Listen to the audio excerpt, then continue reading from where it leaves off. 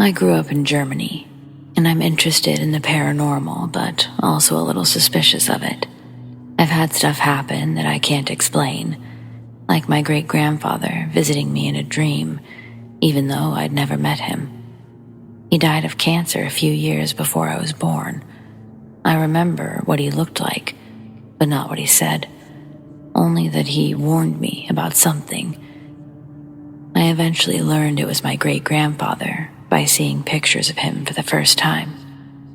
My grandmother had stored them in her attic after he passed, but she cleared the room 10 years later.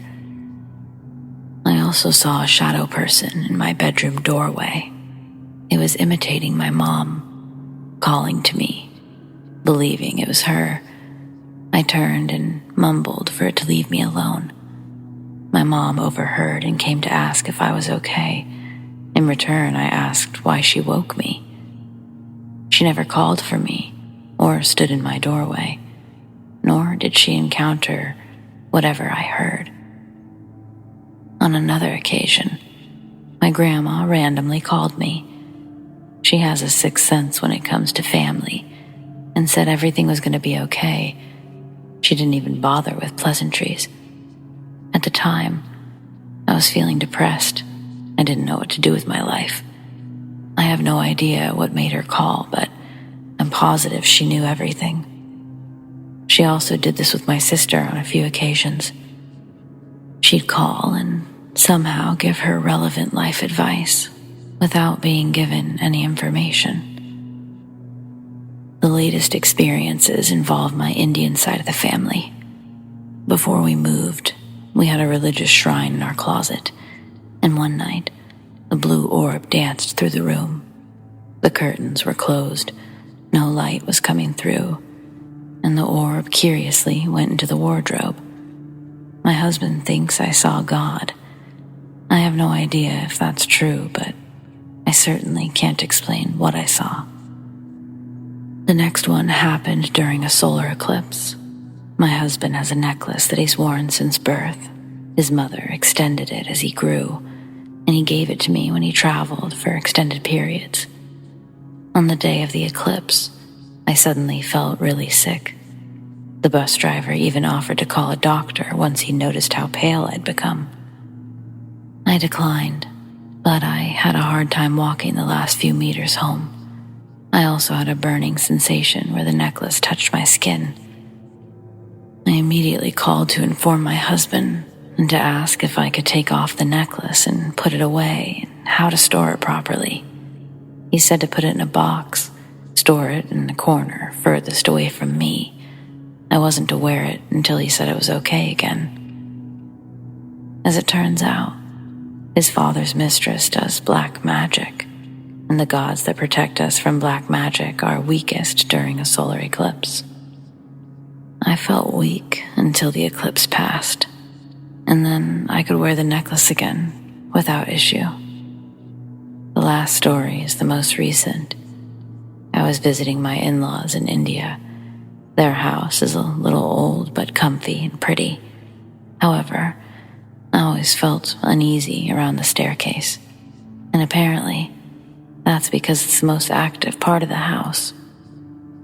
My mother-in-law was a little doubtful of me, but she told my husband that the ghosts were less active during my stay. Basically, she thinks I carry too much light energy, and it dispelled them from the house. Well, I guess that was it. That's my small collection. Do whatever you want with it. I'm looking forward to your comments and ideas.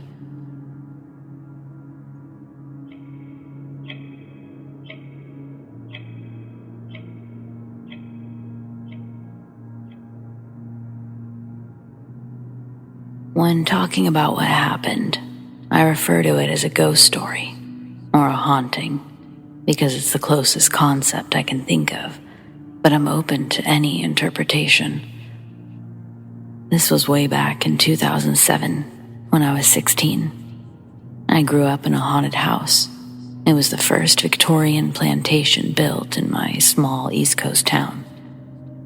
It was constructed during the Civil War, and sometimes strange things would occur. Despite being a skeptic, I always chalked it up to paranormal activity, though I do have a healthy respect for the possibility of reincarnation. It was 9:45 on a weeknight, and I was getting ready for bed. As an avid reader, my routine included relaxing with a book before going to sleep.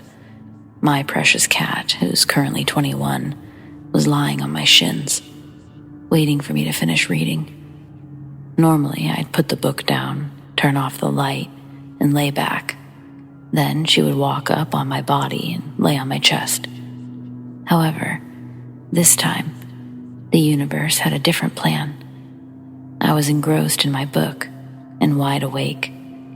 I'm a lifelong insomniac, so I never fall asleep easily. I assure you what came next was no dream. I put my book down as usual and reached to turn off the light. Only this time, as I hit the switch and the room went dark, a body fell onto my bed. That's the only description for it. That's what both my cat and I experienced. The body had the heft and size of a small man, and it fell from thin air with an audible whoomp. It felt like a goddamn corpse materialized mid-plummet, just to fall onto my cat and I. And it fell from a fair height, too, judging by the force of impact.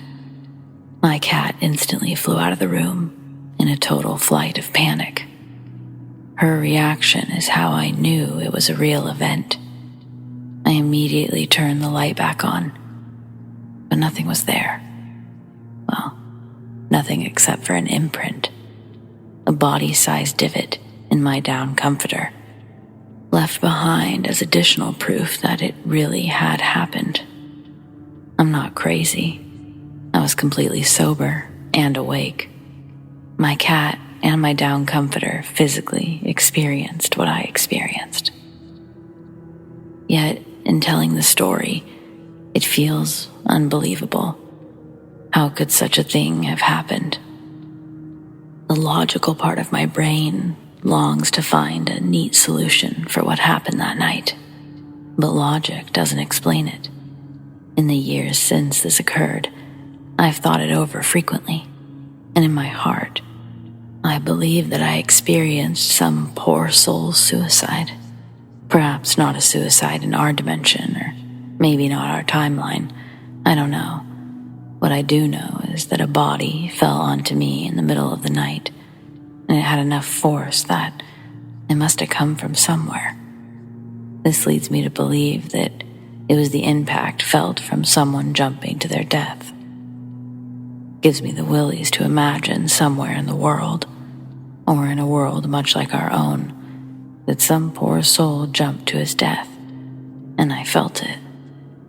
Other times, I imagine it was a suicide from the past, resonating with my own time. Maybe someone who had previously lived in my house.